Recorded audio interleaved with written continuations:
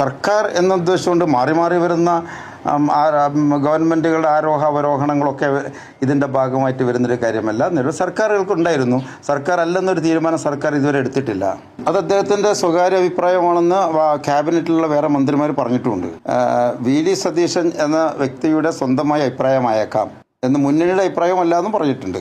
ക്യാബിനറ്റിലുള്ള മന്ത്രിമാർ തന്നെ അഭിപ്രായം പറഞ്ഞിട്ടുണ്ട്. മുൻപ് വഖഫാണെന്നും വഖഫ് അല്ലെന്നുള്ള അഭിപ്രായത്തെ കേരളത്തിലുള്ള ക്യാബിനറ്റിലെ മറ്റു മന്ത്രിമാർ നിരാകരിച്ചിട്ടുണ്ട്. അഥവാ വഖഫാണെന്ന് പറഞ്ഞിട്ടുണ്ട്. തള്ളിയതായിട്ട് രേഖയുണ്ടല്ലോ. അപ്പോൾ അതുകൊണ്ട് വഖഫാണ് എന്ന കാര്യത്തിൽ ആർക്കും ഭിന്നാഭിപ്രായം ഉണ്ടാവാൻ ഇടയില്ല. അവർ ചെയ്യില്ലല്ലോ, ചെയ്തിട്ടുമില്ല, അവർ ചെയ്യുമില്ല. കാരണം അവരാണ് ഈ ഗൂഢാലോചനയുടെ കേന്ദ്രബിന്ദു. അവരാണ് വഖഫ് പ്രോപ്പർട്ടി വിറ്റ് പൈസയാക്കാനുള്ള ഗൂഢാലോചന ആദ്യമായി ചെയ്തത്. അങ്ങനെയാണ് അഡ്വക്കേറ്റ് പോളുമായി ഒരു മുഖ്തിയാർ ഉണ്ടാക്കുന്നത്.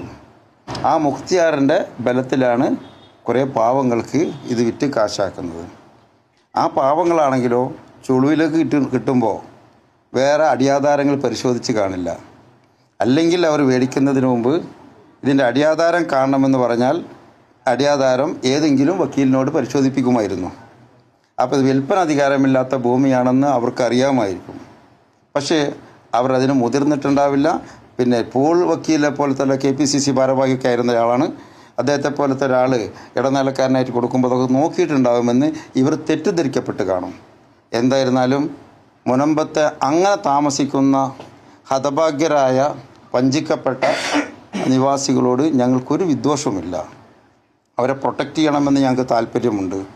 പക്ഷേ അതിനുള്ള മാർഗം എങ്ങനെയാണ് എന്നത് പിന്നീട് ഔദ്യോഗിക തലങ്ങളിൽ ചർച്ച ചെയ്യപ്പെട്ട് തീരുമാനിച്ചു വരേണ്ട ഒരു കാര്യമാണ്. ഒരുപാട് മന്ത്രിമാർ KM ഷാജി അടക്കമുള്ളവരൊക്കെ പറഞ്ഞിട്ട് വി.ഡി. സതീശൻ അദ്ദേഹത്തിൻ്റെ സ്വന്തമായ അഭിപ്രായമായേക്കാമെന്നും അഭിപ്രായപ്പെട്ടിട്ടുണ്ടായിരുന്നല്ലോ. അല്ല, അത് അങ്ങനെ അതിനകത്ത് വേറെ അഭിപ്രായം ഉണ്ട് എന്ന് മനസ്സിലായിക്കോളൂ.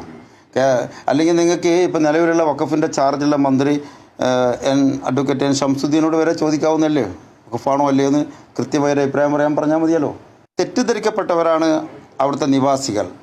അത് ഫാറൂഖ് കോളേജ് അധികൃതരും അവർ മുഖ്തിയാർ അവകാശം കൊടുത്ത് ചുമതലപ്പെടുത്തിയ ഒരു അഡ്വക്കേറ്റ് പോൾ ഉണ്ടായിരുന്നു, KPCC ഭാരവാഹി.